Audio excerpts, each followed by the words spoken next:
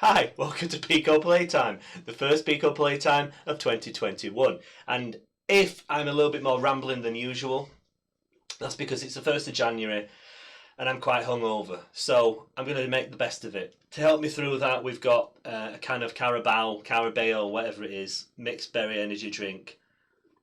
They sponsor the EFL, which turns out, yeah, it is English Football League. So these guys sponsor the low divisions of English football. Great. So let's taste it then. I've already opened this because like I say, I need some energy today.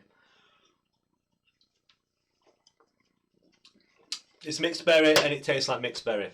Right, on to the game then. Today we're going to play a game called Netty 2.1. The developer's called Tesselode, and normally the link's down below. Normally I just put the game link on there, link to the game, which I have done. Obviously, you can go and play this game on itch. But I've also put a link to Tesselode's just web page because it's really cool. There's loads of really cool stuff on there, so go and check out Tesselode's website as well as this game, which I think is probably worth your while. Anyway, let's get it loaded up. So you can play it in Explore. I should probably say that. Most games I do, in fact nearly every game I do on this channel, you can play in Explore. Some Pico 8 games aren't in Explore though, depending on how the developer wants to release them. Anyway, let's load it up. So, Tesselode is the developer. I told you this is going to be a bit of a ropey video today. Oh, right. Let's load the game. Now, did anyone see that? The little circle wipe at the start. Let's just go back and just see that again, because I don't know how this works. I don't know how you even do this. Because the circle wipe happens before the game seems to load, which is very clever. How do you do that? Anyway, Netty, a strategic kinetic action video game. That's a pretty good description. I'm going to read some of the description from the itch page, which will do a better job of explaining the game than me. So, to excel at Netty, you must focus your mind, Quaid, and also hold Z to charge up. While charging, you can use the arrow keys to aim and release Z to launch. Probably be easier if I was showing you this as I was talking through it. So, I'm going to start a game. Going to get focused first. Start a game. Now, you can change the mode, so I'm going to be using sensory mode, because this gives me the best. Wow, whoa. There are some really cool sounds in this game, very retro. Okay, so this is Netty. Now, sensory mode is kind of like an endless mode. It's just sort of, it's basically free play. So you can hold the Z key to charge up a move. The more you charge, the faster you go and the further you go. You can obviously aim which direction you want to zoom in. And the idea of the game is to collect these gold things, which are yellow gems. I knew that. I'm not reading from the itch page. Each, that was good. Each gem you get is worth 100 points, plus an extra 100 points for each gem you manage to pick up in one go. So, there you go, I got 100 and then 200 points for that, to those two gems. So this is a game about trying to chain together long combos of blocks, of gems. What am I talking about? Blocks? This isn't Tetris. Anyway. So yes, the first gem is worth 100 points. Each subsequent gem collected within the same launch is worth 100 points more. So big points. You've also got green gems, which you can see one over there on the right hand side. They have power-ups and they have effects. So I think you may have just seen I picked up, I think there's a black hole one. No, gravity. There is a black hole one as well. And yeah, let's pick up another one. So black hole. You can see there's the black hole, sucking in all the yellow gems, getting everything to move around. So as you can see, there are some interesting kind of gravity style effects on Netty, and I think we ourselves, our our white circle, has its own kind of gravitational pull as well. Yeah, you can see these gems getting deflected off your gravity. So the grid in the background showing a curvature in space-time, that's not just for show. We really have got gravity in this game, so that's pretty cool, isn't it? So I wonder if I just leave that there whilst I talk, let's see if it moves. Maybe the green ones don't get affected. I don't know. Interesting stuff in this game, isn't there? I told you it was going to be wandering this video. Let's have some more Carabao. Carabao. Let's have some more of it. It's nearly gone anyway. Netty has 3 different game modes, which you can choose by pressing X on the title screen. I'm just reading from Mitch here, by the way. These aren't my thoughts. This is just the thoughts of Tesselode. So, reflexive is basically a time attack mode, 60 seconds time attack.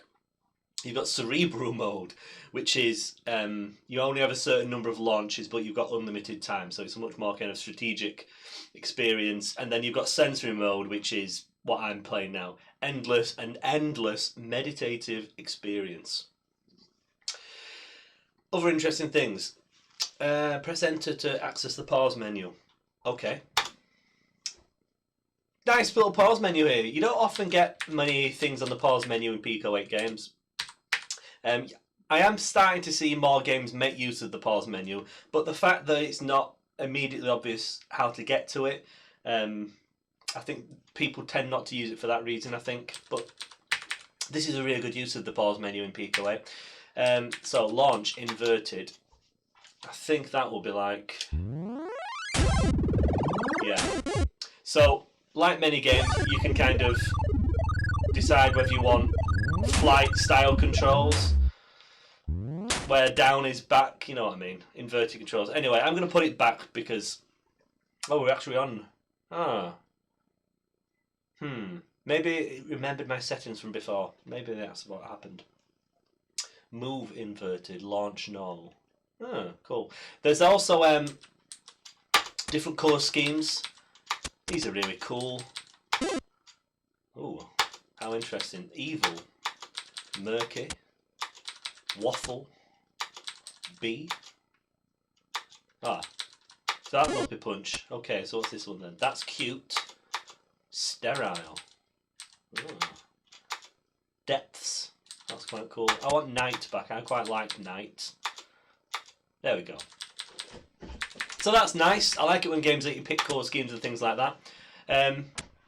So yeah, a few things on the pause menu there. Pretty cool. That's probably enough talking about the kind of basics of it. Let's play a game, shall we? So I'll leave sensory mode. I think I might have to... Whoa! There's another power up. Size up, you see. Oh my god, loads of points for that one then. Right, let's start a new game. So, retry. What does that do? Oh, it just puts you back to the beginning of the game. I want to go back to the main menu. Let's just reset the car. It's probably easiest, isn't it? Nice music on the start. I like that.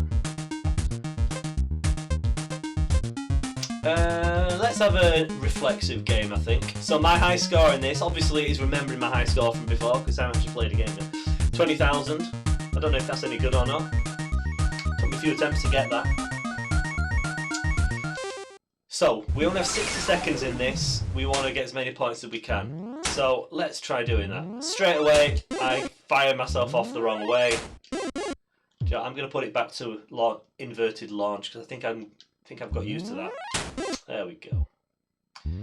But yeah, isn't it nice having the option to change that? You don't always... Oh, that was a good one. So, yeah, the way that you get really big points in this game is by not doing that. Is by trying to position yourself in such a way that you're getting loads of points. Because as you can see, I'm only getting kind of 100-ish points each go. That was rubbish. Now, this is the kind of game where there is a deceptive amount of skill involved. As you can see, because the actual game mechanics are very simple, very straightforward. But...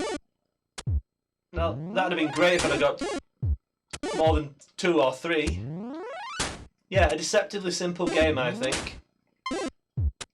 getting good combos without just having to spam movement, probably a lot harder than it looks. Oh, that would have been really good if I'd have got there in time. 9,900. Not bad. I think we can do better though. Oh, that was a cool effect. So I'll try playing a bit faster this time. I like the charging animation and the direction. It's showing you the direction of where you're going to move. That's a nice touch. Makes it much easier to kind of gauge things. Oh, that was a good one. Oh, no. Rubbish. Oh. Size up. What I would say is, I think I'd like it if the power-ups either lasted longer or just had more of a kind of effect. I think this would be a game which would really benefit from kind of pinball machine style scoring, whereby if you know what you're doing, obviously you can get an enormous score, but if you don't know what you're doing, you can still get a score which makes you feel like you know what you're doing. Yeah, I think more power-ups or longer lasting power-ups. That was a better score then. That was a very good score actually. It beat my high score. I think longer lasting power-ups would be good because it would... the really cool parts of the game where you get enormous points all chained together, those happen when you've got a few power-ups active at the same time. I think you've seen it there where I think I had the size power-up and I think it was the black hole, I think. Yeah, that's cool. It'd be nice if there was a little bit longer duration on the power-ups. But, like you say, it's a pretty well-balanced game as it is. Let's have another game, because this is fun! See if we can beat that high score. Probably not, because I think when I first played this game, I think I did play it for about half an hour-ish. So, oh, that was good. I think... Hey, that was really cool. I love the kind of gravity grid thing that's in the background. Oh, that was cool. Yeah, I love the gravity grid thing in the background and the subtle kind of, oh, you can steer! Ha ha ha! That changes everything. Now, you see, I was playing this game and didn't realise you could actually steer once you'd moved. Now that is interesting, but I don't entirely know how the steering works. But it's cool that it does. Isn't that cool? I think I might have to go into oh, big points there. Yes. You see there, the black holes are so important for scoring big in this game. I think my surprise at being able to steer there did hinder my scoring in that game a little bit. I'm going to go back to the menu. Let's have a look at cerebral mode, because I'm nothing if not cerebral. Let's have some more Carabao. As you can see, this is quite a different mode here. This is a very nice addition, I think. I think this would probably be a good way of learning the game, or sensory mode, just because, well, probably in this, because you've only got 15 moves to make, so maximising your score, you know, you're really going to have to learn those, how the game works. So let's see if I can do that now. By going completely the wrong way. I should not have messed around with the direction of the charts, should I? Right, I'm just gonna retry that because that was shocking. I love all the transitions in this. Very cool. Right, let's see if we can do this a little bit better then. No. Now that I'm getting kind of confused with this now. I've changed the controls and it's confusing me. Move inverted. Launch norm inverted, move inverted. Let's try launch normal. There, that seems to make more sense for me. So I've inverted the charge, but the movement is not inverted. Cool. It's nice when games remember your settings like this.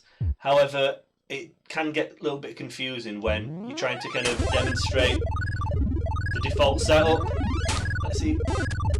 Right, you can kind of do a limited amount of steering there. I'm not sure how it necessarily works.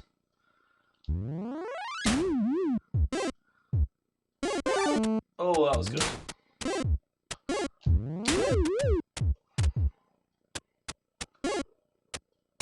I don't think I'm going to be troubling my my high score on this, am I? Oh, that was shocking. Extra launches, cool. That was lucky. Speed up. Yeah, you can kind of. You have to kind of in a football game or a soccer game, I should, for my American friends. Oh dear, time up. Ah, it's because I've run out of moves. It must just have a countdown at the end. There we go. Yeah, that's kind of like the aftertouch that you get in football games. Do American football games have aftertouching? Do EA do that in their games? I don't play sports games, so I'm sorry. But yeah, I like that. That's a nice little addition, that. It makes the game feel a lot more skillful. Because you can kind of steer yourself a little bit.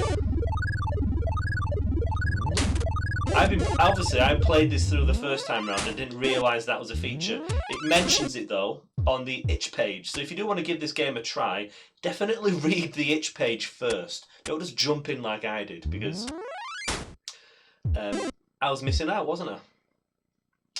So let's see if we can. Oh, that was a good one. Ah, the green gems are worth 500 points, by the way. So as soon as you see them, you want to be getting those. Get those big points. Extra launches, nice, handy. Hey, there we go. That was good. I don't think it's going to rescue me though, because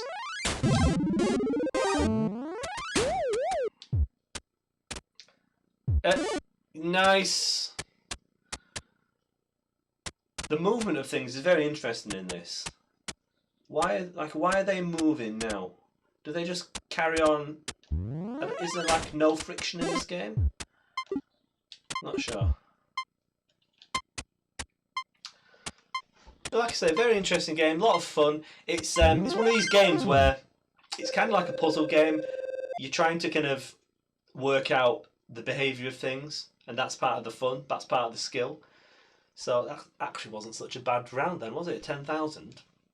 I think maybe one more game. I am having fun here. Run out of Carabao. Still very hungover. Anyway, let's have one more game. Netty, everyone. I'm not sure what was added in 2.1. I'd guess maybe the extra game modes. The extra game modes were definitely added post-release, if you like, but I'm not sure if there have been extra subsequent things added on after that. Unless it tells me on the itch page, does it? Oh, yes it does. So, initially versioned. So hungover. Initially released as version 1 in 2017. Let's see what was new in version 2, which was released a month later. No, sorry, a week later in July 2017. Oh, so version 2 added the different game modes and the co-op palettes, which I like a lot. I like giving myself the kind of Tron style core scheme. That's nice. Oh, 2.1 was minor fixes, bug fixes, warning sounds. There we go. So yeah, there you go. Version 2.1. Right, one more game. I'm going to go back to the main menu though. I want to play. I don't feel very cerebral at the moment, so I'm going to go back to reflexive. So I'm sure my reflexes today are good. I don't know. I do really like the retro stylings of this game. The minimalistic graphics, the music, it's very evocative of those kinds of early 80s arcade games. You know the ones. Kind of vector-based graphics, that sort of thing. Pico 8's exceptionally good at evoking that style. Oh, nice extra gem.